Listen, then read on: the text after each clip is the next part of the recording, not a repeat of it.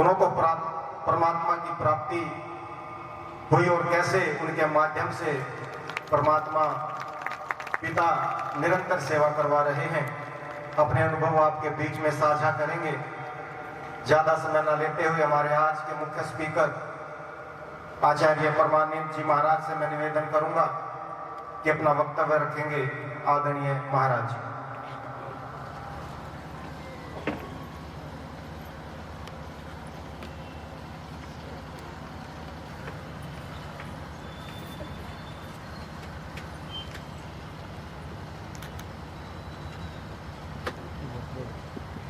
यही रहती है।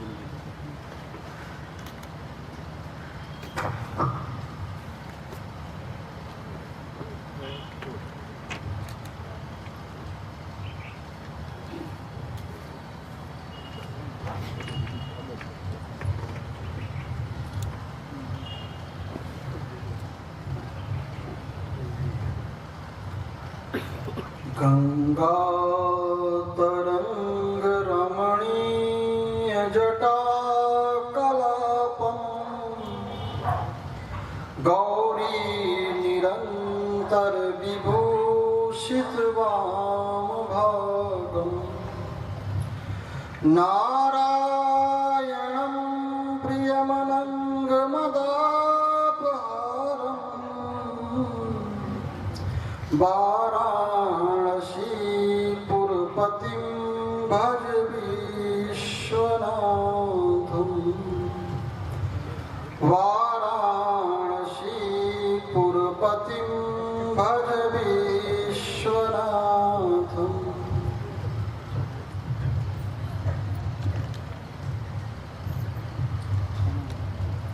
परम सद्गुरु, परम शिक्षक, परम पिता परमात्मा, सर्वज्ञ सर्वशक्तिमान, सर्वलोक महेश्वर, अखिल कोटि ब्रह्मांड नायक, भक्त वत्सल, जगत नियंता जगदीश्वर,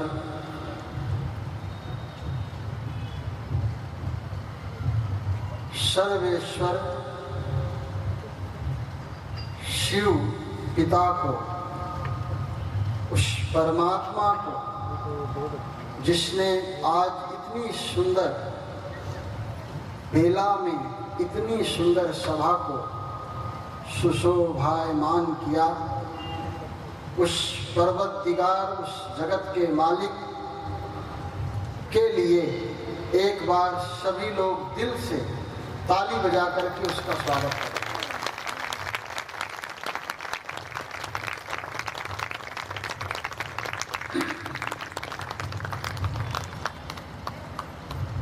सम्मानित मंच,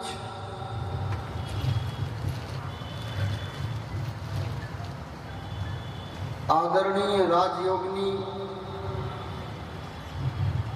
बीके कृति दीदी जो नोएडा से अपना अनमोल समय निकाल करके यहाँ उपस्थित हुई हैं, आदरणीय माननीय पूजनीय बीके चेतना दीदी जो महम सेंटर मुख्य संचालिका हैं, आदरणीय डॉक्टर ओपी चिटकारा जी, आदरणीय श्री मनमोहन गोयल जी, पूर्व मेयर नगर निगम रोहतक, आदरणीय राजयोगिनी बाल ब्रह्मचारिणी ब्रह्मा कुमारिणी रक्षा दीदी, रोहतक सेंटर मुख्य संचालिका, आदरणीय एसडीएम महम श्री विपिन कुमार जी,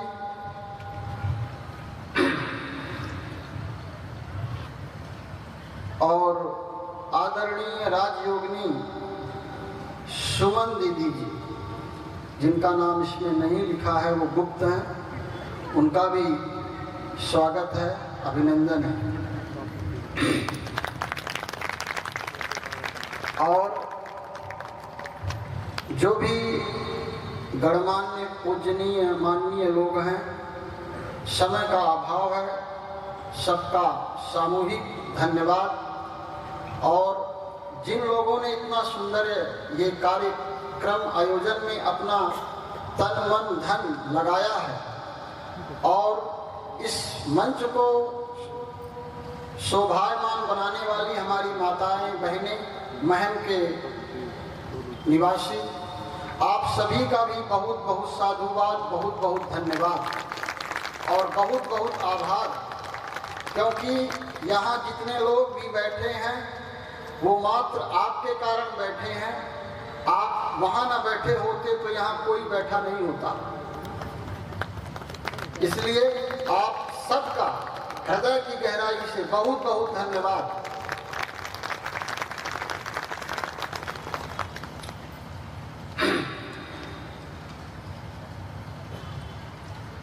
शिवरात्रि का ये पावन पर्व, अभी आदरणीय कृति दीदी ने विस्तार में सारी चीजें हमें समझाई।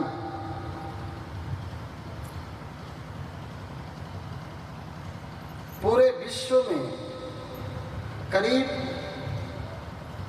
3000 संप्रदाय हैं और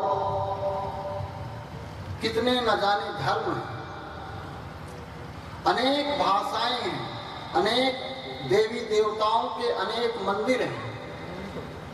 लेकिन जो शिवरात्रि, शिव जयंती हमारे भारत में मनाई जाती है, ऐसी शिवरात्रि, शिव जयंती दुनिया में कहीं नहीं मनाई जाती। और सब लोग को पता होगा कि शिव का कोई जन्म किस युग में हुआ है, ये किसी भी शास्त्र में उल्लेखित नहीं है। सबके जन्म का पता है कि राम किस युग में आए, कृष्ण किस युग में आए, हनुमान किस युग में आए, लेकिन शिव किस युग में आए इसका किसी को पता नहीं है। लेकिन आज हम आपको बता दें कि जिस युग में कोई अवतार नहीं लेता, उस युग में शिव आए। इस कलयुग में शिव आए। और कलयुग में ही क्यों आए? महादेव हैं। देव और महादेव, देवता लोग तो अन्य ऊपर वाले युग में आ गए। सबसे जो खराब युग है, इसको नरक का युग भी कहा गया। सबसे ज्यादा दुख पीड़ा पहुंचाने वाला जो युग है वो कलयुग है। आपको शास्त्रों में बताया गया होगा, कई पुराणों में, कि ऊपर नरक है। नहीं, एकदम गलत बात। कहीं ऊपर नरक नहीं है। सारे वैज्ञानिकों ने बड़ी बड़ी मिसाइल भेज करके मंगलयान जहां जहां तक ढूंढ चुके, वहां कोई कुछ नहीं है, खाली स्थान, स्पेस है। नरक कोई है तो यही है, और स्वर्ग भी यही बनेगा। तो परमात्मा को आना पड़ा, इसलिए उसका नाम पतित पावन है। आपने एक नाम भगवान का सुना होगा, पतित पावन। जब धरती में पाप चरम सीमा में बढ़ जाता है, गीता में भगवान 4th अध्याय में कहते हैं अर्जुन से कि कब मैं आता हूं, कैसे मैं आता हूं। यदा यदा ही धर्मस्य ग्लानिर्भवति भारत अभ्युत्थानम् अधर्मस्य तदात्मानं सृजाम्यहम्। जब धरती में अधर्म बढ़ता है और धर्म का नाश होता है, तब परमात्मा साधुओं की रक्षा के लिए, संतों की रक्षा के लिए, अच्छे महापुरुषों के उन्नति के लिए, उत्थान के लिए, धरती को पाप से मुक्त कराने के लिए इस कलयुग में अवतरित होते हैं। और उसी की यादगार में भगवान का उतरना सब लोग रात्रि मनाते हैं। इस ब्रह्मा कुमारी बहनें शिव जयंती मनाती हैं। वास्तव में शिव जयंती शब्द अच्छा है, हालांकि रात्रि शब्द और जयंती शब्द दोनों में अपना अपना कोई अर्थ है, लेकिन जयंती का मतलब भगवान का जन्म, भगवान का उतरना इस धरती पे, और वो साधारण तन में आकर के हमको ज्ञान के द्वारा बहुत लोगों को ये भ्रम है कि कल्कि अवतार होगा, अभी भगवान कल्कि अवतार लेंगे, उसके बाद दुनिया में पाप का विनाश करके और नए युग की स्थापना करेंगे। हम आपसे बता दें कि कोई कल्कि अवतार नहीं होगा। कल्कि का अर्थ समझें क्या है। कल शब्द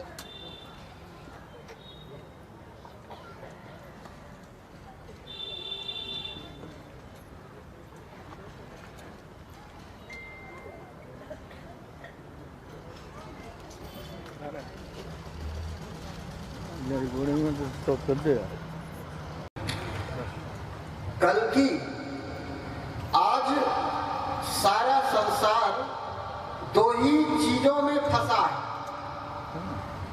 आज की और कल की। सब चिंता में है। कल जो बीत गया, कल जो आने वाला है। बीत गया उसको तो हम कुछ नहीं कर सकते, जो कल आने वाला है उसको जो सुंदर बनाए, उसको जो स्वच्छ बनाए, उसको जो पवित्र बनाए, वो परमात्मा इस धरती पर अवतरित हो चुका है। अब आप, हमारे शास्त्रों में लिखा है कि कल्कि आएंगे सफेद घोड़े में बैठ करके, तलवार लेकर के संसार के लोगों का पापियों का विनाश करेंगे। भगवान आ चुके हैं, हमको दिखाई नहीं दे रहा, बस गलती यहाँ है। भगवान को देखने के लिए, जब स्वयं के चेहरे को देखने के लिए शीशे की जरूरत पड़ती है, तो क्या भगवान को देखने के लिए ऐसे आप देख लेंगे भगवान को? उसके लिए आपका जब मन निर्मल हो, अंदर की आंख खुलेगी, आत्म जागृति होगी, होश आएगा आपके अंदर, तब आप जान पाएंगे कि परमात्मा कैसा है, परमात्मा कौन है, परमात्मा कहाँ से आया है। हम स्वयं को ही नहीं जानते, स्वयं को ही नहीं पहचानते, तो क्या हम भगवान को पहचान सकते हैं? वो आकर के हमारे सामने खड़ा भी हो जाए तो भी नहीं पहचान सकते। अभी जितने भी हमारे वरिष्ठ महान महापुरुष यहाँ पर बैठे हैं, गणमान्य लोग, उनका भी आदरणीय भ्राता जी ने परिचय कराया। यदि हमको परिचय न मिलता तो हम इनको नहीं जान सकते थे कि ये कितने बड़े कार्य समाज सेवी हैं। परिचय के बाद हमको पता चला और उसके बाद हमारे अंदर सम्मान का भाव आया। उसी तरह परमात्मा का जब तक परिचय नहीं मिलेगा हमको, तब तक उसके प्रति हमारी वास्तविक श्रद्धा, वास्तविक समर्पण, वास्तविक प्रेम और वास्तविक उसके स्वरूप का दर्शन नहीं हो सकता। हम लाख कोशिश कर लें, आज सब लोग रोज पूजा कर रहे हैं, रोज प्रार्थना कर रहे हैं, रोज दर्शन भी कर रहे हैं, फिर भी दर्शन करने की, परमात्मा की भूख मिट नहीं रही है। खोज रहे हैं, आज वहां मंदिर में गए, कल उस मंदिर में गए, परसों उस मंदिर में गए। आखिर यदि भगवान का रूप हमने एक बार देख लिया तो फिर हमको शांति हो जानी चाहिए ना। क्यों भटक रहे हैं हम? क्योंकि जो वास्तविक परमात्मा है उससे भी हमारी आत्मा का मिलन नहीं हुआ। उसको पहचानना पड़ेगा, वो कौन है जिसको सब लोग खोज रहे हैं। कोई मस्जिद में खोज रहा है, कोई गिरजाघर में खोज रहा है, कोई मंदिर में खोज रहा है, कोई राम कथा में खोज रहा है, कोई भागवत कथा में खोज रहा है, कोई गुरुजनों के चरणों में बैठ के खोज रहा है, कोई माला जप के खोज रहा है।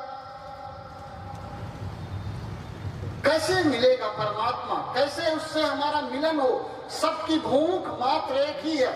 आप कुछ भी कर रहे हैं, सबकी खोज केवल एक ही है कि एक बार उस प्यारे का दीदार हो जाए, एक बार उस परम प्रियतम से हमारा मिलन हो जाए और हमारी आत्मा हमेशा के लिए परम विश्राम को प्राप्त हो जाए, जिसको भक्ति मार्ग में कहा मोक्ष।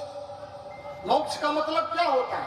घर छोड़ के भागना नहीं, मर जाना नहीं, दुखों से मुक्ति हो जाए, दुखों से छुटकारा हो जाए, सारी चिंताएं खत्म हो जाए, सारी तनाव खत्म हो जाए, उसी को मोक्ष कहते हैं। जो जीते जी दुखों से मुक्त नहीं हुआ, जीते जी चिंताओं से मुक्त नहीं हुआ, जीते जी अपमान निंदा स्तुति से मुक्त नहीं हुआ, ध्यान रखना मरने के बाद मोक्ष नहीं मिलता। आपको सिखाया गया होगा कि जब मरोगे तब मोक्ष मिलेगा, इसलिए दान करो, पुण्य करो, मुक्ति मिलेगी। नहीं, जो यहाँ रो रहा है वो वहां भी रोएगा। जो यहाँ खुश है, यहाँ आनंदित है, यहाँ संतुष्ट है, वो वहां जाएगा परमात्मा के पास तो वहां भी खुश रहेगा। कैसे बदल जाओगे आप? शरीर छोड़ देने से आत्मा के संस्कार नहीं बदलते। शरीर में पाप नहीं है, ध्यान रखना।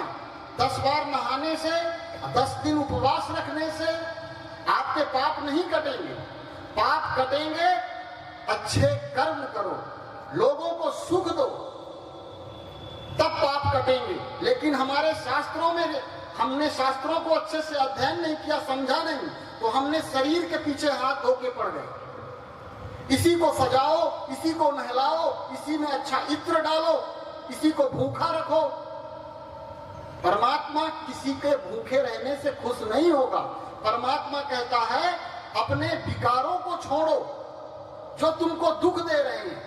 ईर्ष्या, द्वेष, नफरत, जलन, घृणा, ये अंदर भरा हुआ विकार, ये हमको परमात्मा से दूर करके रखा है। परमात्मा को यदि भूखा ही रखना था तो संसार में इतने प्रकार के अनाज, इतने प्रकार के फल, इतने प्रकार की सब्जियां परमात्मा नहीं बनाता।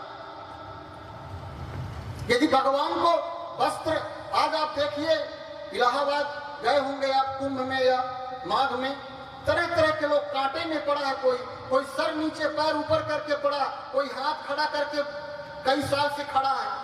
क्या भगवान को पाने के लिए पागलपंथी कोई भगवान को इतना मूर्ख समझे हैं लोग?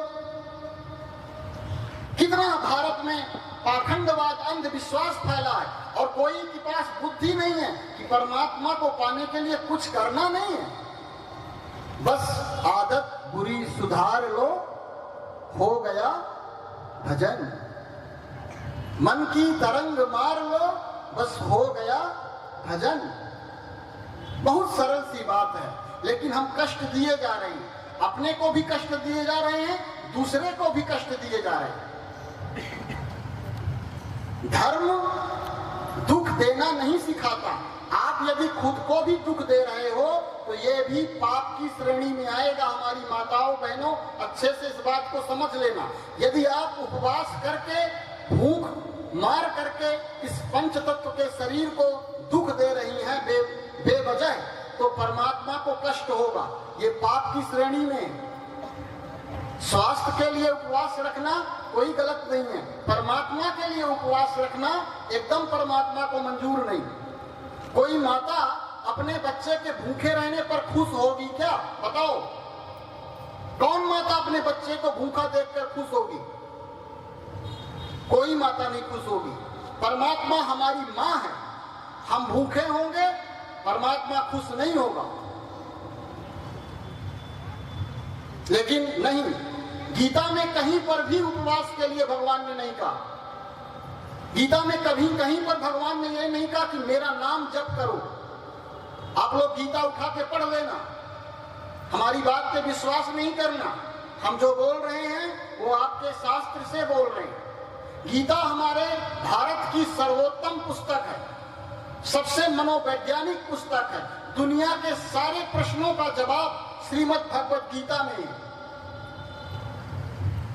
जो गीता को पढ़ेगा वो कभी भी दुखी नहीं होगा, क्योंकि अर्जुन जैसा व्यक्ति को भगवान ने दुख से बाहर निकाला गीता के द्वारा। अर्जुन मोह में फंसा था, अर्जुन काम में फंसा था, अर्जुन लोभ में फंसा था। उसको भगवान ने 18 अध्याय गीता के माध्यम से बाहर निकाला। हमारी एक आदत है, हम समझते नहीं किसी बात को, जो दूसरा कर रहा है उसका हम अनुसरण करने लगते हैं। इसी कारण से हमारे भारत में धर्म का पतन हुआ। आज भारत में 3 करोड़ साधु सन्यासी हैं। कितने? 3 करोड़। जितना कई देशों की आबादी नहीं है उतना हमारे भारत देश में साधु संत हैं। फिर भी वो दुर्दशा है हमारे देश की। हमको बड़ा दुख होता है इस बात का। हम भी उसी श्रेणी में। कितने लोगों को बदलेंगे? एक व्यक्ति कितना प्रचार प्रसार करेगा? 3 करोड़ साधु संत लोग हैं भारत में। कई देश हैं जिनकी आबादी 3 करोड़ नहीं है, उतने हमारे देश में साधु संत हैं। एक बुद्ध आए और इतना उनका प्रभाव बढ़ा कि आज 2500 साल के बाद भी बुद्ध की वाणी, बुद्ध के विचार भारत में नहीं कई देशों में जागृत हैं। और 3 करोड़ बुद्ध हैं। सन्यासी मतलब बुद्ध, जागृत व्यक्ति। एक संत, यदि एक संत एक गांव में आ जाए, एक शहर में आ जाए, तो पूरे गांव के वायुमंडल के वातावरण को पवित्र बना देता है। 3 करोड़ संत होकर के भी हमारे देश की जो युवाओं की, समाज की मानसिक दशा है, निरंतर बिगड़ती जा रही है। लाखों भागवत कथाएं रोज चलती हैं, लाखों भागवत कथाएं रोज खत्म होती हैं। हम कथा सुने और ताली बजाए, नाचे गाए और घर गए, ये हमारी भक्ति है। राम कथा हम सुनते हैं, राम कथा, राम की चौपाइयां सबको याद होंगी, लेकिन राम का जीवन किसी ने नहीं अपने उतारा। रामचरितमानस शब्द को समझिएगा, राम का चरित्र मन में उतारना ही वास्तविक रामचरितमानस पढ़ना है। रामचरितमानस गाने से राम खुश नहीं होंगे। राम के जीवन को, राम के आदर्श को, राम के संस्कार को, राम के स्वभाव को जीवन में जब हम उतारेंगे, तब वास्तविक में राम खुश होंगे। राम का नाम लेने से, राम के गीत गाने से राम खुश नहीं होंगे। इस सत्य बात है, इसको समझने की कोशिश करिएगा। ये शिवरात्रि आपके अंदर सोई हुई चेतना को जगाने के लिए आई है। शिव तभी आए हैं जब हम सब सो गए हैं। उस रात्रि में शिव का जन्म हुआ। क्यों? क्योंकि रात्रि में ही तो सब सोते हैं और ये सारा संसार सोया हुआ है अज्ञान निद्रा में। अज्ञान निद्रा में सारी दुनिया सोई हुई है। जगाने वाले जो आगे आते हैं, उनको भी खींच करके लोग पीछे कर देते हैं। कुछ लोग हैं जो जगाते हैं, तो कुछ लोग उनको सुलाने की कोशिश करते हैं। भारत विश्व गुरु था। भारत से ही सारे देशों ने विज्ञान सीखा है। भारत से ही पूरे देशों में, विश्व में आयुर्वेद गया है। सब कुछ भारत ने पूरे विश्व को दिया है। आज स्वयं भारत भिखारी हो गया। जितने भिक्षा पात्र मांगने वाले भारत में हैं लोग, उतना और कहीं नहीं। क्यों? क्योंकि भारत सो गया है। भारत बेहोश हो गया। भारत के लोगों ने कर्मकांड को पकड़ लिया। पूजा भक्ति सब ठीक है, लेकिन पहले सत्कर्म, कर्म प्रधान विश्व रचि राखा। तुलसीदास जी ने कहा, कर्म का प्रधान, कर्म जीवन में प्रधान होना चाहिए। यदि कर्म प्रधान नहीं होगा तो कर्म कांड बन जाएगा, वो एक पाखंड आडंबर बन जाएगा। हमारे जीवन में, हम भगवान के पास बैठे हैं तो हमारे जीवन में भगवान के गुण अंदर आने चाहिए। यदि हम भक्ति करते हैं तो हमारे अंदर एकदम पवित्रता, मन हमारा निर्मल, निश्चल, पवित्र होना चाहिए। लेकिन हम भक्ति भी कर रहे हैं, भजन भी कर रहे हैं और साथ साथ हमारे अंदर बुराइयां भी चल रही हैं। रावण और राम, दो शब्द दोनों की एक ही राशि है, तुला राशि। लेकिन रावण सर्व संपन्न है, ऐश्वर्यवान है, सर्वशक्तिमान है अपने आप में, तीनों लोगों को जीतने वाला, सूर्य चांद तारों को बस में रखने वाला। और राम के पास कुछ नहीं। राम जंगल में है। राम के पास केवल धर्म है, धर्म, पुण्य है, आशीर्वाद है ऋषियों का, मुनियों का। और एक राम ने रावण पर विजय प्राप्त की। ये कोई लड़ाई दो व्यक्तियों की नहीं है, ये लड़ाई है अच्छाई और बुराई की। आपके कर्म अच्छे होंगे, आप स्वयं पूजनीय बन जाओगे। आपको किसी की पूजा करने की जरूरत नहीं है, किसी की पूजा करने की जरूरत नहीं है। आप केवल श्रेष्ठ कर्म करो, सत्कर्म करो, स्वयं भगवान आपकी पूजा करेगा।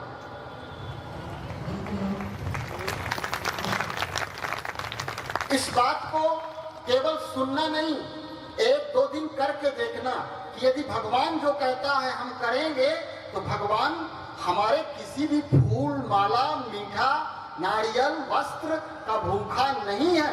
सब कुछ उसी ने दिया है। उसका दिया हुआ उसको दे करके आप उसको खुश नहीं कर सकते। उसको यदि देना है तो आपने जो बनाया है अपने से, हमने क्या बनाया है अपने से?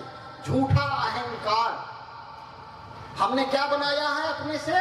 झूठा अहंकार। उस अहंकार को शिव को समर्पित कर दो। बिना दूध, बिना फूल, बिना मीठा, बिना नारियल, सोना चांदी कुछ भी मत चढ़ाओ। परमात्मा आपकी परिक्रमा लगाएगा। परमात्मा आपकी माला को सुमिरन करेगा। लेकिन असली चीज नहीं चढ़ा सकते हम। क्या चढ़ाएंगे? मीठा कितने का आएगा? 100 रुपए का। फल कितने के आएंगे? 100 रुपए के। अहंकार कितने का आएगा? अहंकार नहीं चढ़ा सकते हम। अहंकार के लिए ही तो जीते हैं। नहीं चढ़ा सकते। क्रोध चढ़ाना है भगवान को, क्रोध चढ़ाओ अपना। लोभ चढ़ाओ, मोह चढ़ाओ, जो आपको जीने नहीं दे रहा, सोने नहीं दे रहा, वो चीज चढ़ाओ ना। असली चीज वो है। उसको चढ़ाने की हिम्मत किसी में नहीं है।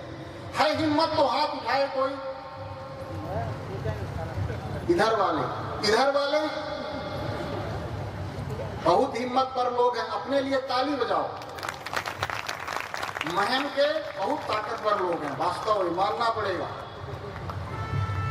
अभी तक हम जहां जहां जाते हैं, ये विकारों का दान करने की हिम्मत किसी में कोई हाथ उठाता नहीं है। पहली बार हाथ उठाए हैं लोग। लेकिन जिन जिन लोगों ने हाथ उठाया है उनकी तरफ कैमरा वाले, कैमरा थोड़ा मोड़ दो एक बार, फिर से हाथ उठाओ, क्योंकि परमात्मा का कैमरा झूठ नहीं बोलना।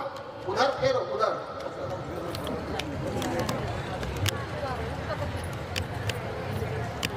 आप सबकी रिकॉर्डिंग, वीडियो रिकॉर्डिंग हो गई है। कृपया अपने हाथ की लाज बचाए रखना। धन्यवाद। एक छोटी सी कहानी हम आपको सुनाते हैं। एक चोर था, वो शिव के मंदिर में चोरी करने गया। देखो भोलेनाथ कितने भोले हैं। चोरी करने गया और उसको दिखा कि घंटा शिव जी के शिवलिंग के ऊपर घंटा लगा है पीतल का।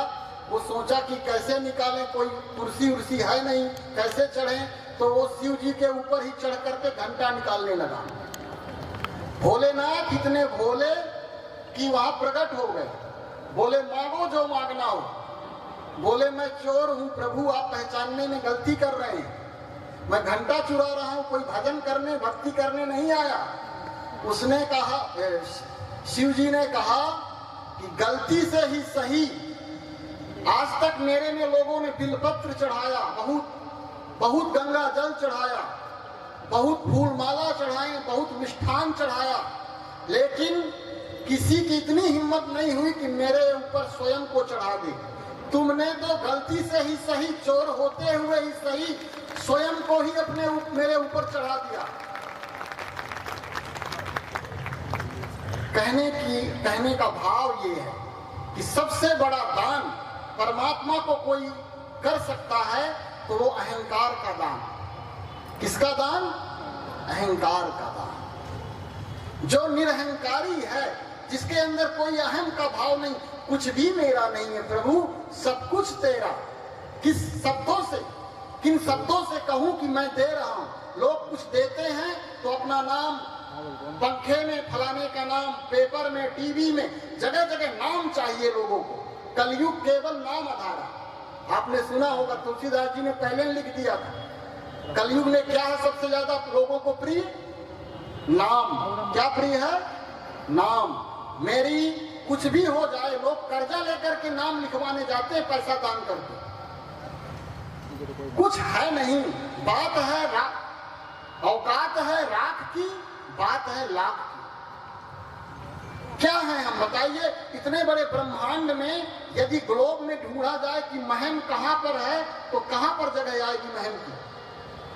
एक पेन की जो पिन होती है वो भी रखने के लिए महम छोटा पड़ जाएगा। क्या है महम? कहां पर है? पूरे विश्व के नक्शे पर महम को ढूंढ पाएगा कोई? भारत ही मिल जाए बड़ी कृपा है। विश्व के नक्शे में भारत अब महम में ढूंढा जाए कि ये स्थान कहाँ है, तब तो और असंभव। एक कहानी है इस पर। एक सेठ जी के यहाँ एक संत जी गए। सेठ जी अपनी कोठी घुमाने संत जी को ले गए। अब सेठ जी बता रहे थे कि ये देख रहे हैं, जहां तक आपकी नजर जा रही है सब इस चेले का ही है आपके प्रभु। ये गाड़ियां जो देख रहे हैं, ये दुकान जो देख रहे हैं, ये सब कुछ अपना ही शिष्य का है। संत जी देख देख मुस्कुरा रहे थे। फिर दोबारा एक बार चले गए, फिर दोबारा आए तो देखे कि संत सेठ जी इस पर शांत बैठे हैं, बता नहीं रहे कि क्या क्या है। उन्होंने उनकी पत्नी से पूछा कि आज सेठ जी बहुत शांत हैं। तो उन्होंने कहा कि महाराज जी आपसे क्या बताएं, बगल में और हमारे घर से बड़ी बिल्डिंग एक तो बन गई है, अब क्या दिखाएं यहाँ क्या है। तब उन संत ने सोचा कि संत जहां जाते हैं ना तो कुछ दे करके आते हैं, खाली हाथ नहीं आते। नारद जी जिनसे जिनसे मिले उन्हें भगवान का दर्शन करा दिया।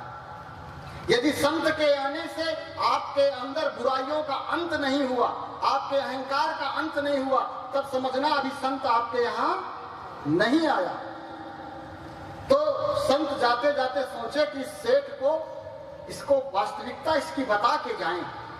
तो उसके घर में ग्लोब का वो रखा था मानचित्र। तो उनसे पूछा उन्होंने कि सेठ जी ये क्या है। उनको पता था कि ये क्या है, लेकिन उन्होंने उन्हीं से पूछा ये गोल गोल क्या रखा है, ये गेंद जैसे।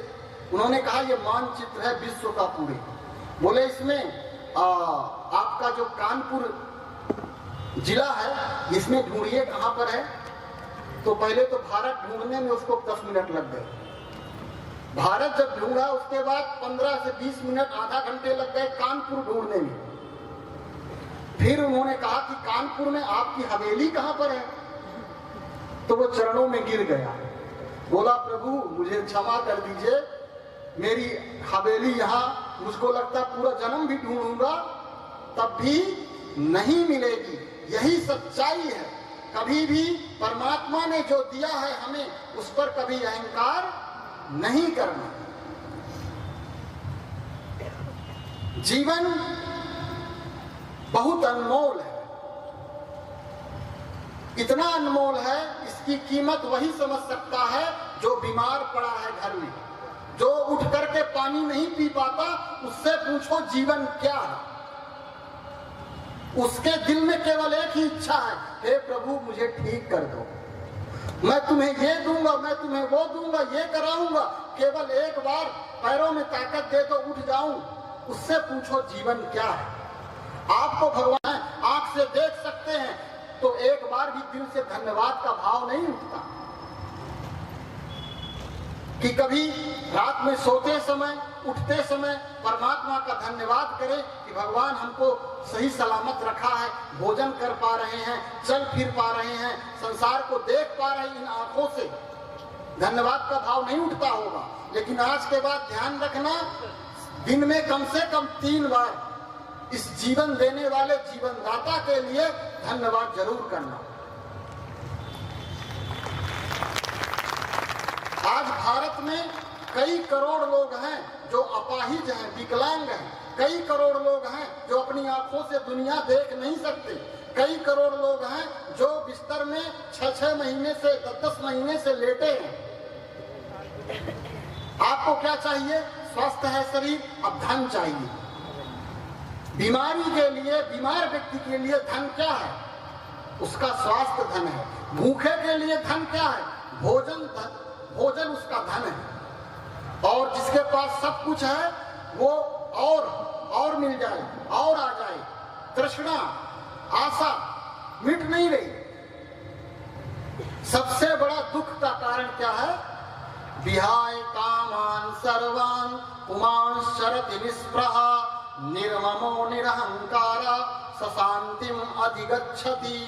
अर्जुन से भगवान कह रहे हैं, अर्जुन ने कहा कि शांति कैसे मिलेगी प्रभु, शांति के लिए मैं क्या करूं? तो भगवान ने ये नहीं कहा कि बालाजी चले जाओ, बद्रीनाथ चले जाओ, केदारनाथ चले जाओ, सोमनाथ चले जाओ, हवन कर लो, यज्ञ कर लो, भागवत सुन लो, रामचरितमानस सुन लो। कुछ भी नहीं कहा। क्या कहा? विहाय कामान सर्वान, अर्जुन सारी कामनाओं का त्याग कर दो। इच्छा रहेगी तो अशांति बनी रहेगी, इच्छा रहेगी तो दुख आता रहेगा, इच्छा रहेगी तो नींद नहीं आएगी, क्योंकि सबका अंत है, इच्छा का कोई अंत नहीं है। इस बात को अच्छे से समझ लो। आपको लगता होगा कि बाइक खरीद लिए तो सब कुछ पा लिए, नहीं, बाइक के बाद एक महंगी बाइक पहले से माया ले आके खड़ी कर देगी, बाइक के बाद कार, कार के बाद एरोप्लेन, एरोप्लेन के बाद फिर कुछ बचता नहीं, तो आदमी सोचता अब क्या करें, इच्छा नहीं जा सकती। और जो इच्छा पूरी करने में लगे हैं, बहुत सारे लोग यहाँ बैठे होंगे जो अपनी इच्छा पूरी करने के लिए दिन रात मेहनत कर रहे हैं। ध्यान रखना, सिकंदर करीब करीब आधी दुनिया को जीत चुका था, फिर भी जब मरा ना तो खाली हाथ गया, और जाते जाते उसने दुनिया को ये पैगाम देके गया। जाते समय उसके दोनों हाथ अर्थी से बाहर निकले हुए थे, अलेक्जेंडर, और उसके सारे लोगों ने कहा कि ऐसी अंतिम यात्रा नहीं होती है। उसने कहा मेरे मरने के बाद हाथ बाहर ही निकालना, ताकि दुनिया के पागलों को ये बात समझ में आ जाए कि जो दुनिया को जीतना चाहा, दुनिया को जीता भी, वो भी मरते समय खाली हाथ जा रहा है। तो सिकंदर से बड़ा कोई धनवान यहाँ नहीं होगा कि जो जाएगा तो यहाँ से बटोर के ले जाएगा। हम जितना कमाते हैं मात्र 15% अपने शरीर के लिए यूज करते हैं, बाकी आने वाली पीढ़ी के लिए अपनी सारी ऊर्जा लगा देते हैं। वो भी यही काम करते हैं, कोई अपने लिए जीता ही नहीं। पहले नौकरी मिल जाए तब शांति से जिएंगे, फिर रिटायर हो जाएंगे तब शांति से जिएंगे, रिटायर होने के बाद भी शांति नहीं, फिर यात्रा ऊपर की हो गई। शांति कहाँ है? जहाँ संतुष्टता है, जहाँ कोई अपेक्षा नहीं, जहाँ कोई तृष्णा नहीं, जहाँ कोई मांग नहीं। सबके अंदर शिकायत है कि भगवान ऐसा कर देता तो ऐसा हो जाता। सब कुछ हमारे अनुसार नहीं चलेगा। कुछ काम है जो हम अपने अनुसार कर सकते हैं, कुछ कार्य हैं जो हमारे अनुसार नहीं चलेंगे। प्रकृति ने उसके लिए अपने हाथ में कानून बना के रखा है, लेकिन हम चाहते हैं कि भगवान को भी हम अपने इशारे पे चलाएं। हम भगवान के भी पिता बनना चाहते हैं। एक सेठ जी थे, अचानक एक्सीडेंट हुआ और उनका बहुत बड़ा हार्ट में बहुत बड़ी प्रॉब्लम आ गई। हॉस्पिटल में भर्ती हुए, कुछ अज्ञात लोगों ने उनको भर्ती कराया, कोई जानता नहीं था कि ये उद्योगपति है। डॉक्टर ने जब बड़ी हॉस्पिटल की डॉक्टर ने बिल बनाया 10 लाख रुपए का, तो वो रोने लगे। तो डॉक्टरों ने कहा कि आप क्यों रो रहे हैं? उनको लगा कि हो सकता है इतना बड़ा बिल देख करके रोने लगे, लेकिन सच्चाई क्या थी? फिर डॉक्टरों ने कहा आप चिंता न करें, मैं थोड़ा हम बिल कम कर देते हैं, आप रोइए मत। तो भी वो रो रहे थे, रोना बंद ही नहीं हो रहा था। ऑपरेशन करने के बाद डॉक्टरों को लगा कहीं ऑपरेशन सक्सेसफुल ना हुआ तो सारी मेहनत बेकार चली जाएगी। उन्होंने कहा 10 लाख के बदले में आप 8 लाख दे दो, हम सब लोग अपनी फीस छोड़ देंगे, लेकिन जो हॉस्पिटल का है उसको तो देना पड़ेगा। तब उन बुजुर्ग उद्योगपति ने यही, आपको पता नहीं हमारे शरीर के अंदर है प्रभु कि जैसे ही समझ में आता है कि लोगों को समझ में आ रहा है कुछ, वैसे ही ये खेल हो रहा है प्रभु का, बहुत अच्छा है। तो ये जो हमारा जीवन है, जो हमारा जीवन देने वाला परमात्मा है, वो आपको नहीं पता कि जो किडनी है हमारी, वो एक दिन में 2.5 लाख लीटर खून को फिल्टर करती रहती है। इतना बड़ा कोई फिल्टर नहीं दुनिया में। आपको अभी कुछ पता ही नहीं कि शरीर के अंदर कितना बड़ा सिस्टम काम कर रहा है। इतना ही बड़ा सिस्टम काम कर रहा है कि आधे भारत में भी फैक्ट्री लग जाए और इतना बड़ा काम कोई नहीं कर सकता जितना ये प्रकृति परमात्मा ने हमको ये शरीर दिया है। ऊपर से ये चमड़ी लगा दी, आपको लग रहा है कि हम शांति से बैठे, हमने भोजन कर लिया, कौन पचा रहा है, कौन खून बना रहा है, कौन ग्लूकोज बना रहा है, कौन कौन चीज कहाँ भेज रहा, कितनी बड़ी अद्भुत चमत्कार देखना हो तो कहीं बाहर मत जाओ, बागेश्वर धाम नहीं जाओ, कहीं नहीं जाओ। हम कह रहे चमत्कार देखना है, अपने आप को देखो, आपका शरीर सबसे बड़ा चमत्कार का केंद्र है। कोई चमत्कार नहीं दुनिया में। आप खा रहे हो रोटी, रोटी ब्लड में कैसे बदल गई, इससे बड़ा चमत्कार और क्या होगा बताइए। इंसुलिन बन रहा शरीर में, ग्लूकोज बन रहा, विटामिन, प्रोटीन, कार्बोहाइड्रेट सब रोटी से अलग अलग जगह पहुंच रहा है। इससे बड़ा चमत्कार क्या होगा, कौन दिखाएगा चमत्कार इतना। लेकिन हम उसको चमत्कार नहीं मानते। कोई हमारे मन की बात बता दिया, कोई तहवीज दे दिया, कोई भभूत दे दिया, जाओ ठीक हो जाओगे। कुछ लोगों का ठीक हो गया संयोग बस, तो बहुत लोगों ने बहुत लोगों को बता करके और इसको पूरे समाज में प्रचलित कर दिया। भारत सबसे ज्यादा अंधविश्वास किसी देश में है तो हमें बहुत दुख के साथ कहना पड़ रहा है, वो उसमें नंबर 1 में कोई देश है तो भारत देश। अब भारत देश में भी दुखी मत होइएगा हमारी माताओं बहनों, उसमें सबसे ज्यादा रोल हमारी माताओं का है। माताओं के सामने जानते हैं सबसे बड़ी समस्या क्या है, वो सबसे ज्यादा डरती किससे है, वो डरती हैं कि हमारे पति और बेटे को कुछ ना हो जाए, चाहे जो लूटना हो लूट ले जाओ। एक साधु आया, एक माँ के दरवाजे में, बोला कि माँ कुछ मिलेगा, उसने मना कर दिया, नहीं हो सकता है, नकली हो। लेकिन वो सोचा कि माता भोली भाली है, थोड़ा एक बार और ट्राई करते हैं। उसने कहा माता जी आपका बेटा, कितने बेटे हैं, बोली एक। बोले कहाँ रहता है, बोले बाहर रहता है। बोले मैं देख पा रहा हूँ अपनी दिव्य दृष्टि से, उसको अगले महीने बहुत बड़ा खतरा है। अब वो जाने लगा बता के, वो बोले रुकिए महाराज जी रुकिए, कहाँ जा रहे हैं। बोले नहीं माता जी आप बोली कि कुछ नहीं हमारे पास, हम दूसरे के पास जा। बोले नहीं आइए, इधर आइए, बैठिए, पानी पीजिए, चाय पीजिए, कुछ खा लीजिए, ऐसा मत करिए, नाराज मत होइए। उन्होंने कहा नहीं आप कहिए तो रुक जाते, हम रुकते नहीं सबके यहाँ। बोले फिर क्या करना पड़ेगा खतरा टालने के लिए, बोले हमको यज्ञ करना पड़ेगा। बोले कितना खर्च आएगा, बोले कम से कम 25,000 रुपया। बोले हमारे पति जान लेंगे तो बहुत दिक्कत हो जाएगी। बोले आप बताएंगे तब तो जानेंगे, बेटे की बात है। बोले हाँ महाराज जी है तो बेटे की बात, लेकिन हमारे पास कैश नहीं है। बोले कुछ भी हो, सोना चांदी चलेगा। वो माता अपनी चैन पहनी थी और उतार के बाबा जी को दे दी। बोली महाराज हमारे बच्चे को अब तो कुछ नहीं होगा। बोले नहीं अब तो कुछ हो ही नहीं सकता। समझने की बात है हमारी माताओं बहनों, आपका मोह आपके लिए सबसे बड़ा दुश्मन है आपका। जब तक ये मोह नहीं जाएगा तब तक आपको दुनिया इसी तरह बेटे और पति के नाम पे लूटती रहेगी। यही तो कमजोरी है नारी की, दो कमजोरी, बेटा बेटी या पति। इन्हीं का नाम लेकर के इनसे चाहे जो चाहे वो करवा लो। थोड़ा सा विवेक जगाओ। 21वीं सदी का भारत है, भारत बहुत ऊंचाई पे जा रहा धीरे धीरे, मेड इन इंडिया। लेकिन हमारी सोच अभी वही पुरानी की पुरानी। मृत्यु अटल है, उसे कोई टाल नहीं सकता, न कोई बाबा, न कोई दाई, न कोई महाराज, कोई नहीं टाल सकता। इसलिए मृत्यु से तो एकदम नहीं डरो, और सबसे डरो मृत्यु से नहीं डरो। वो जब होना है वो होगी, निश्चिंत हो के सो।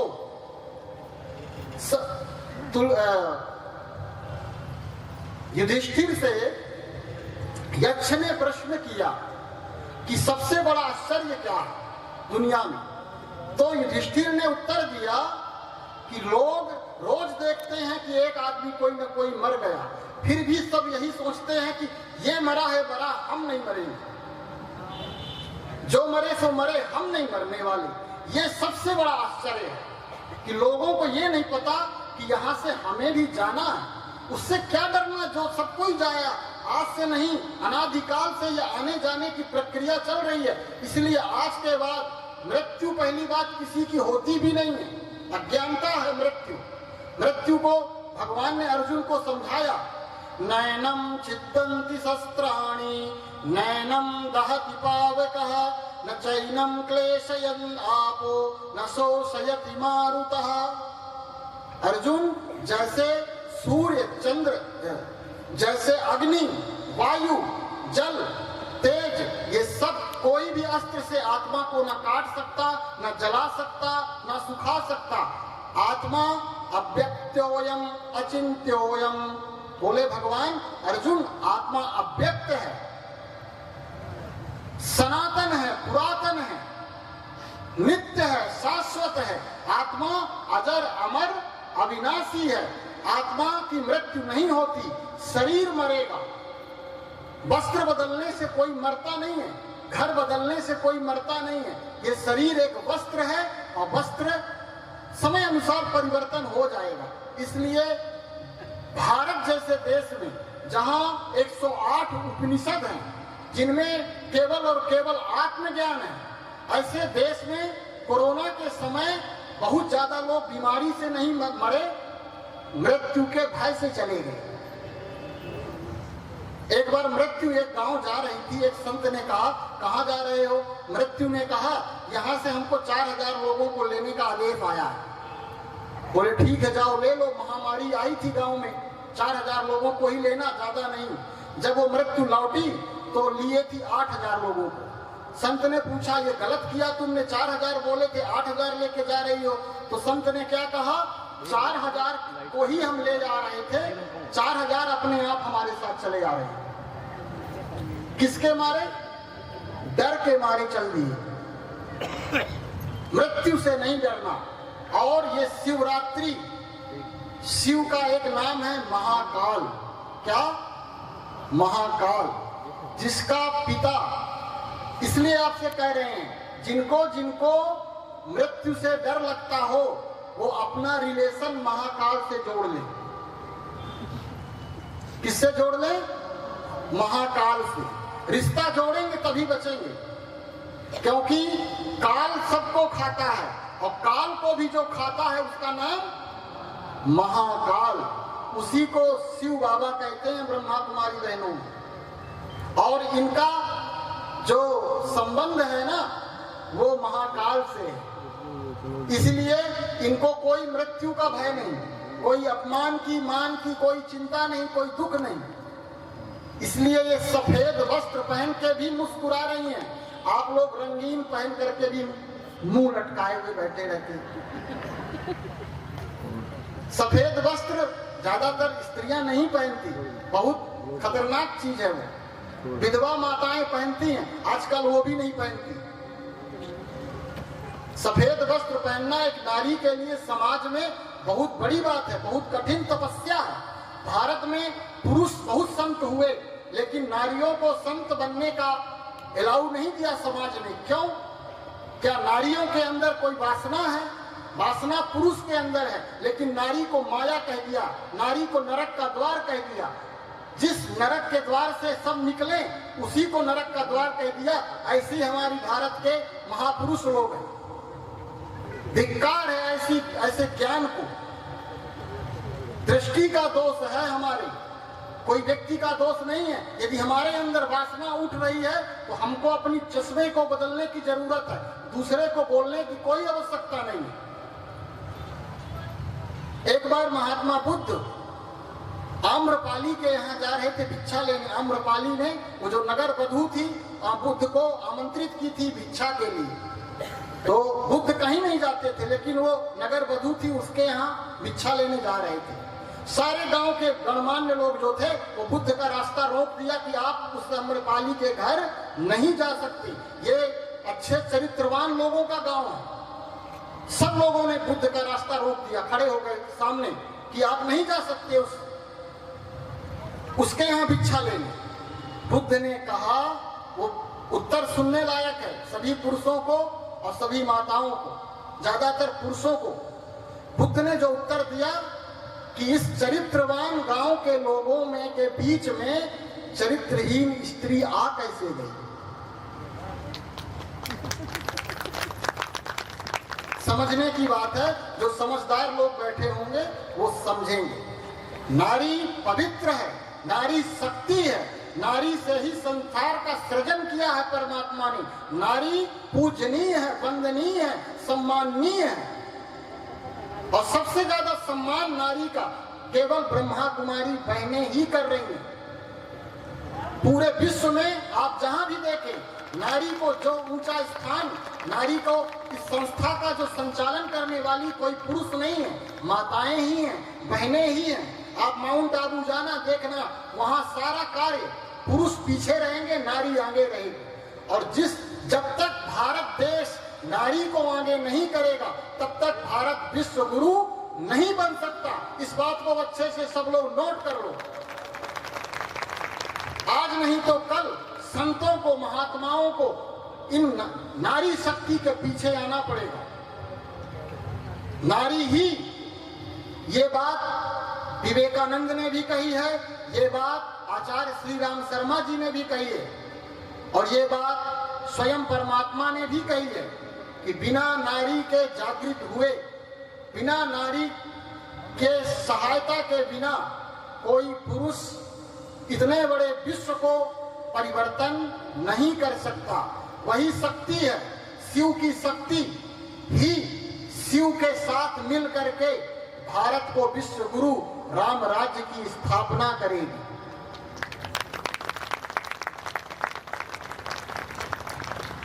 समय का अभाव है, समय की सीमा हमारे सामने पहले ही रख दी गई है, इसलिए हम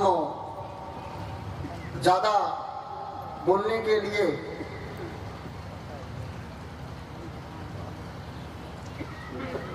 नहीं, उल्टा नहीं करेंगे इसको। तो आपको अंतिम एक चीज बता के जा रहे हैं, जो शिवरात्रि जो 2 दिन बाद आने वाली है, कि शिव जी का जब विवाह शुरू हुआ ना, तो शिव जी का श्रृंगार हो रहा था। श्रृंगार हो रहा था तो श्रृंगार में शिव जी के क्या प्रयोग किया गया? अच्छे अच्छे क्वालिटी के सर्प मंगाए गए, अच्छे अच्छे क्वालिटी की बिच्छू और चिता की ताजी भस्म पाउडर के रूप में लगाने के लिए, और नंदी सवारी थी, और सारे दुनिया के भूत प्रेत, जिंद बेताल, डाकनी साकनी, विकलांग अघोरी सब वहां उनके बारात में सम्मिलित हुए। अब बारात चलने की ही वेला थी, उस समय जो है कौन आया? नारद जी आए, क्योंकि बहुत सारे लोग तो हम उनको छोड़ के आगे ही चले गए। बोले ऐसी बारात में जो जाएगा उसको भोजन नाश्ता मिलने वाला नहीं है, क्योंकि अद्भुत बारात, ऐसी बारात दुनिया में ऐसा दूल्हा कोई सजा ही नहीं जैसा शिव दूल्हा बने थे। अब इसका आध्यात्मिक रहस्य समझिए। नारद जी ने कहा, प्रभु ये आपका श्रृंगार कुछ ज्यादा विचित्र तो नहीं लग रहा है? आपको पता है आप कहाँ जा रहे हैं? विवाह करने जा रहे हैं। ये इस भेष में आपको कोई दूल्हा स्वीकार करेगा? किसी के डर के मारे प्राण निकल जाए, इतना भयंकर विकराल रूप। तो शिव जी ने जो नारद जी को बहुत सुंदर वर्णन किया कि नारद, जो मुझे पहचानता है वो मेरे इसी भेष से खुश होगा देख करके। जो गले में सर्प की माला है वो विषैला सर्प वासुकी उनके गले का हार था। बोले ये जो विषैला सर्प तुमको दिख रहा है, ये उदाहरण किस चीज का है?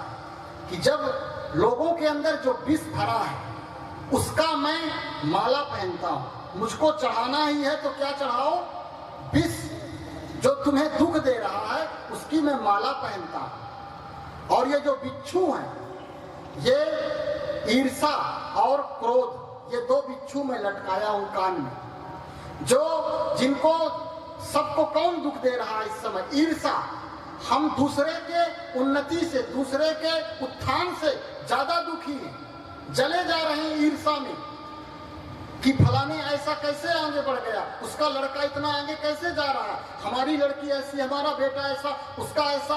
इतना जलन है हमारे अंदर ईर्षा की इस समय लोगों के, कि ये जलन में लोग जले जा रहे हैं। तो शिव ने कहा कि यदि मुझको कोई प्रेम करता है तो 2 चीज मुझको दे।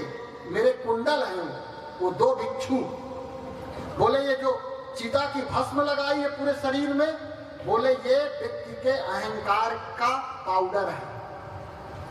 जो मुझे अहंकार देता है अपना, उसको मैं पूरे अपने शरीर में लगा लेता हूँ। उससे ज्यादा चिता की भस्म से ज्यादा शिव जी को कुछ प्रिय नहीं है। इसीलिए शिव के भक्त उस भस्म को अपने कहाँ लगाते हैं? मस्तक में लगाते हैं। ऐसी बारात शिव जी की आत्मा और परमात्मा का मिलन। इसलिए परमात्मा से हमारे बहुत सारे रिश्ते हैं। संसार में जो रिश्ते होते हैं ना, एक व्यक्ति से एक ही रिश्ता होता है, लेकिन परमात्मा ही एक ऐसा है जिससे हमारे सारे रिश्ते, पति भी है, पिता भी है, सतगुरु भी है, सखा भी है, स्वामी भी है, सर्जन भी है, पुत्र भी है, पुत्री भी, सब कुछ उससे हमारे सारे संबंध है। और जब सारे संबंध हमको ठुकरा देते हैं, तब सबको उसी एक संबंधी की याद आती है। तब लास्ट में कहते हैं लोग, हे भगवान रक्षा करो, त्राहि माम। न पैसा काम आएगा, न घर गाड़ी दुकान काम आएगी, अंत में उसी को पुकारेंगे। इसलिए सभी लोग महम वासियों से हमारा करबद्ध निवेदन है कि जीवन में शांति पाना है तो शिव के करीब आए। और शिव किनके करीब है सबसे ज्यादा? ये जो हमारी पूजनीय वंदनीय चैतन्य देवियां बैठी हैं, इनका सबसे ज्यादा कांटेक्ट है शिव बाबा से। यदि आपको कोई बात कहनी होती है ना, तो हमारे मंदिर में शिव बाबा के पास नंदी रखा रहता है, पता है ना? नंदी के कान में लोग जाकर के अपनी मनोकामना बोलते हैं, तो सोचते हैं कि शिव बाबा तक पहुंच जाएगी। वो नंदी पत्थर का है, वो वहां पास पहुंचे ना पहुंचे इसकी कोई गारंटी नहीं है। लेकिन ये जो शिव बाबा की शक्तियां बैठी हैं, आप आकर के इनसे अपनी बात बताना, वो शिव बाबा से स्वयं बता देंगी। 100% आपका काम होगा। इनकी रोज बात होती है बाबा से, और बाबा पूछते हैं कि महम में क्या चल रहा है, ये सब बताती है। और इसीलिए इतना बड़ा आयोजन किया गया है, क्योंकि ऐसे तो बता नहीं सकते, तो इस आयोजन के माध्यम से सब लोगों को बताने के लिए बुलाया गया है कि आप सबको शिव बाबा बहुत याद कर रहे हैं। अब देरी नहीं करो, जल्द से जल्द उस स्थान में पहुंचो और पहुंच करके देखो। सच्चाई है। बहुत सारे लोग ये कहते हैं, हम कोई ध्यान रखिएगा, इन बहनों के हम कोई वो नहीं है कि इनकी तारीफ कर रहे हैं। अच्छाई जिसमें दिखती है, हमारा स्वभाव है, हम तारीफ करते हैं। इन बहनों ने बहुत बड़ी तपस्या की है, और उस तपस्या में इन्होंने पति के रूप में किसको चुना है? परमात्मा शिव को चुना है। और जिसके नाथ भोले नाथ वो अनाथ कैसे होई, बाबा चाह लेंगे दिन में तो रात कैसे होई। इनका कुछ बिगड़ नहीं सकता, ध्यान रखिएगा, इनको कुछ भी नहीं हो सकता। क्यों? क्योंकि इनका सुहाग अमर है, इनका सुहाग अटल है। आप सबको चिंता होगी अपने पति की, अपने बच्चे की, ये निश्चिंत हैं, क्योंकि यहाँ दूल्हा भी अमर और दुल्हन भी अमर। ऐसा जोड़ा शिव और पार्वती का शिवरात्रि में सुंदर मिलन। आप लोग देखते होंगे कि उसमें जब पार्वती आती हैं शिव के पास, तो शिव अपना वो भेष छोड़ देते हैं और सुंदर भेष में आ जाते हैं, क्योंकि उनकी माँ ने देखा जब ऐसा भेष तो बेहोश होकर गिर पड़ी। जिसका कोई पिता नहीं, अब उनकी शादी हो रही थी तो साखोच्चार होता है, गोत्र पूछा गया शिव जी से कि आपका गोत्र कौन है। शिव जी वो पंडित जी की तरफ देख के मुस्कुराए, बोले जो जिसको तुम ब्रह्मा कहते हो उसका भी बाप हूं। अब मेरा गोत्र और मेरे बाप का नाम मत लो, जो करना जल्दी करो। शिव है जिसका कोई पिता नहीं, सबका पिता है, अनादि है, स्वयंभू है। बस इतना कहने के लिए आपको इतनी देर तक बैठाए रखे। बस इतना ही हमको कहना है कि आने वाला समय बहुत भयंकर है। विश्व में महाप्रलय आने वाली है। पूरी दुनिया पे शनि की 7.5 चल रही है। शनि मीन राशि में बैठे हैं। 2032-33 तक संसार की 65% आबादी समाप्त हो जाएगी। इस बात को हमारी नोट करके लिख लेना। सारे भविष्यवक्ता, सारे वैज्ञानिक, सबका यही मानना है कि अब विश्व में महापरिवर्तन होने वाला है। जो जाग गया वो पा जाएगा, जो सो जाएगा वो खो जाएगा। समय बहुत कम है। फिर मत कहना कि हमको बताया नहीं गया। आप लोग 4,32,000 के चक्कर में मत पड़े रहना कि अभी कलयुग बच्चा है, छोटा है, कलयुग जाने वाला है। जब तक आप सो के उठोगे तब तक पता चलेगा दुनिया खत्म हो गई। इसलिए देरी नहीं करो। लोग क्या कहते हैं इस पर मत पड़ो। जहां शांति मिले, जहां आपको परमात्मा का आनंद प्रेम मिले, वो स्थान में गुरु आपका कोई भी हो, आप अपने गुरु के साथ रहो। लेकिन जहां आपके जीवन में परिवर्तन आए उस जगह को तुरंत अपना लो, उस जगह को छोड़ना नहीं। इस समय संगम का समय चल रहा, संधि युग चल रहा। इसलिए सभी माताओं, बहनों, नगरवासियों से हमारा निवेदन है कि यहाँ से जाग जाना। अब सोना नहीं, बहुत सो लिए, सो करके बहुत कुछ खो लिया।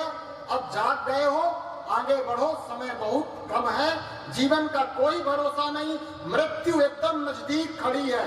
आंख खोल के देखो, पता नहीं ये श्वास कल आए कि ना आए, सूर्य उदय हम देख पाए कि ना पाए। फिर पछताने के अलावा कुछ भी नहीं रहेगा। आपने धैर्य पूर्वक, शांति पूर्वक, प्रेम पूर्वक इस सेवक की बात को सुना। उसके लिए आपको हृदय की अनंत अनंत गहराई से हम आपका तहे दिल से धन्यवाद करते हैं, धन्यवाद करते हैं, धन्यवाद करते हैं। सभी लोग आंख बंद करेंगे 1 मिनट के लिए। ओम की ध्वनि सब लोग करेंगे। सीधे होके बैठ जाएं, इधर उधर शरीर को सीधा करें, एकदम आंख बंद करें और मन ही मन परमात्मा को याद करते हुए ओम की ध्वनि करेंगे। ओम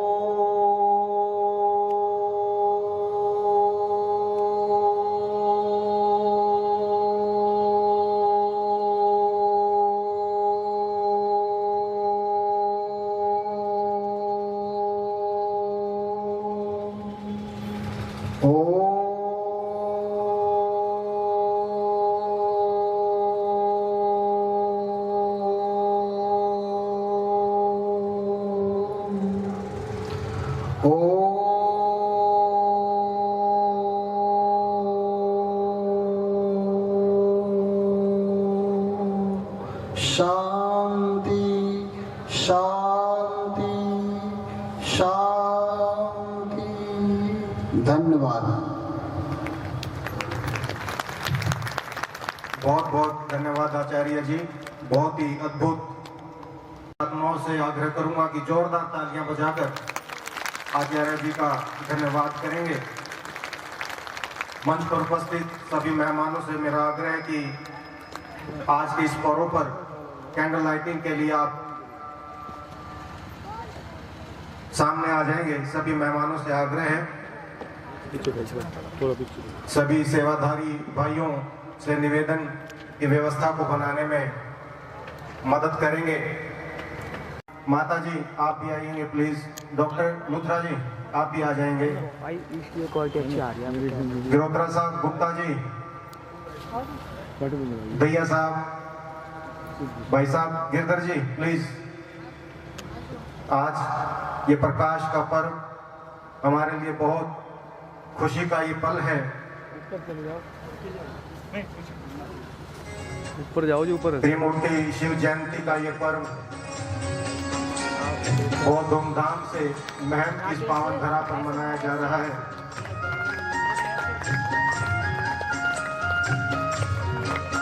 लेफ्ट राइट हो जाइए, बीच में बताइए। गेट पीछे हो जा भाई। जोत से जोत जलाने का ये पर्व क्या यहाँ से ले बेटा। सबकी आत्मिक ज्योति परमात्मा शिव बाबा का ये दिव्य संदेश कि कैसे परमात्मा पिता शिव बाबा वो प्रकाश सुख शांति प्यार का वो सागर आज के इस महान पर्व पर जयंती के इस अवसर पर हम सभी यहाँ उपस्थित हैं।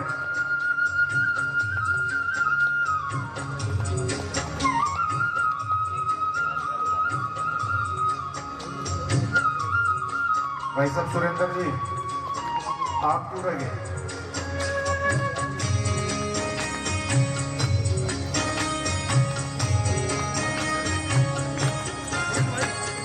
परिवर्तन की है ये बेला, ये जग ये महान पर्व मेहनत इस पावन धरा पर बहुत ही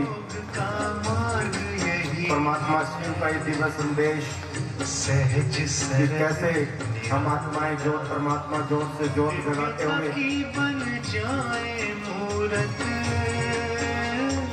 मंदिर से तने जग उजियारा होगा प्रेम से,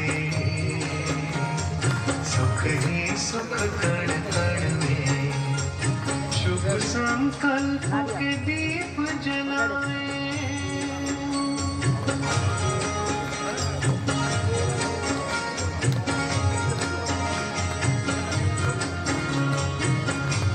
कैंडल लाइटिंग के उपरांत हमारे बीच विजय मित्तल जी भी हमारे बीच में उपस्थित हैं। इनका बहुत बहुत स्वागत है। हरियाणवी गीत पर शानदार प्रस्तुति लेकर आ रही हैं।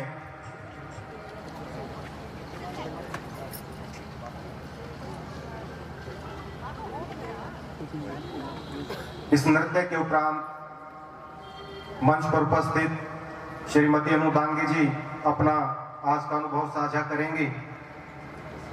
उसके बाद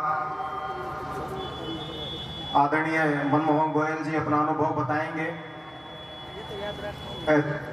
एमडी महोदय भी हमारे बीच में उपस्थित हैं, वो भी अपना अनुभव साझा करेंगे। लेकिन उससे पहले हरियाणवी नृत्य लेकर कुमारी आपके बीच में उपस्थित।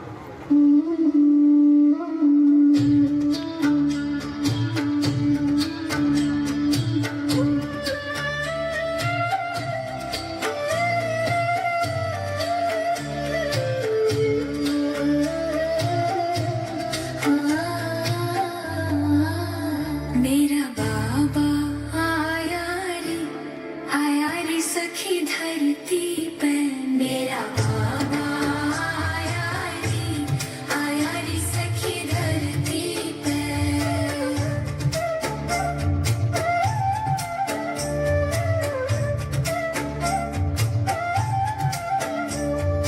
प्रभु दर्शन की प्यास बड़ी थी, प्रभु दर्शन की प्यास बड़ी थी। खोज खोज में तो हार गई थी, खोज खोज में तो हार गई थी। दो युगों से भटकी रे, मिले न भगवान कहीं। दो युगों से भटकी रे, मिले न भगवान कहीं। मेरा बाबा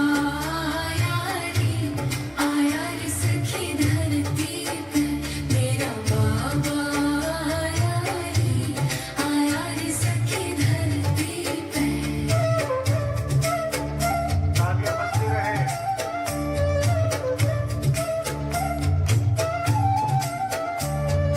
पूजा पाठ दान पुण्य करती, पूजा पाठ दान पुण्य करती। कीर्तन कर फिर व्रत भी रखती, कीर्तन कर फिर व्रत भी रखती। एक ही आशा थी, मिलेंगे भगवान कहीं। एक ही आशा थी, मिलेंगे भगवान कहीं। मेरा बाबा आया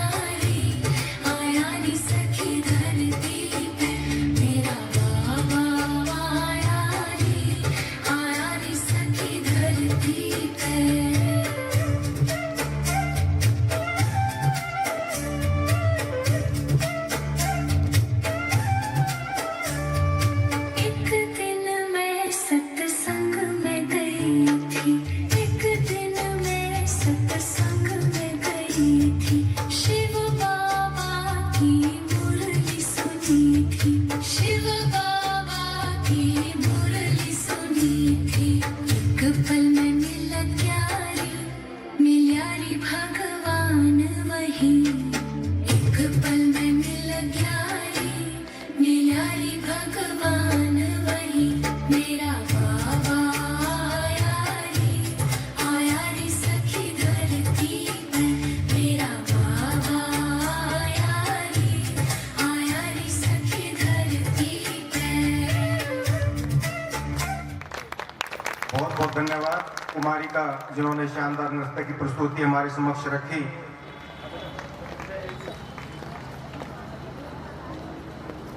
इसके बाद मैं आग्रह करूंगा हमारे बीच में उपस्थित श्रीमती अनुदांगी जी से कि वो चंद समय में ही आज का अपना अनुभव साझा करेंगी।